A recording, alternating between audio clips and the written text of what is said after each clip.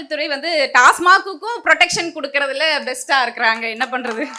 கோவிலம்பாக்கம் ஒரு விஷயத்துல சிறப்பா இருக்கு. டாஸ்மாக் இங்க மொத்தம் 6 கடை இருக்கு. கோவிலம்பாக்கத்தை சுத்தி 6 டாஸ்மாக் ஷாப் இருக்கு. இப்ப புதுசா ஒண்ணு மெயின் ரோட்ல புதுசா பெயிண்ட் அடிச்சு ஓபன் பண்ணி வச்சிருக்காங்க.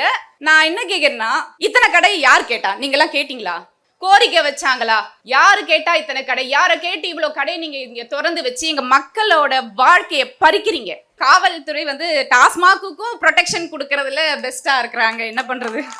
இங்க பாலம் போடும்போது பாலத்தோட வேலையை நிறுத்தி வைக்கிறீங்க. கேட்டா பட்ஜெட் இல்ல. ரோடு போடுறீங்க, பாதி ரோட்ல நிறுத்துறீங்க. கேட்டா ஃபண்டு வரலன்றீங்க. டாஸ்மாக்கு மட்டும் எப்படிங்க 24/7 ப்ரொடக்ஷன்ல இருக்கு?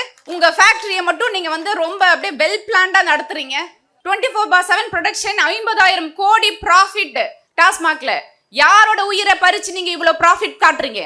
தமிழ்நாட்டு மக்களோட உயிரை பறிச்சு, இளைஞர்களோட உயிரை பறிச்சு இவ்வளவு ப்ராஃபிட் கட்ட வேண்டிய அவசியம் அந்த டாஸ்மாக் எங்களுக்கு தேவை இல்லை. இழுத்து மூடுங்க.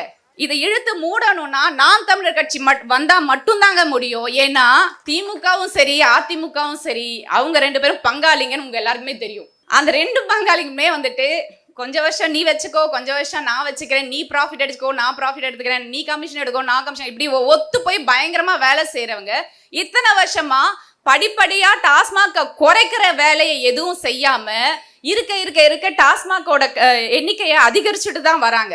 இந்த நிலைமை மாறணும். போதைப் பொருளுக்கு அடிமையாக்கி இருக்கிற இளைஞர்களோட மீட் எடுக்கணும். கண்டிப்பா டாஸ்மாக் ஒழியறதுக்கு நாம் தமிழர் கட்சி ஆட்சிக்கு வந்த உடனே மொத்த மதுக்கடையும் மூடும். இது நாம் தமிழர் கட்சியோட ஒரு வாக்குறுதி.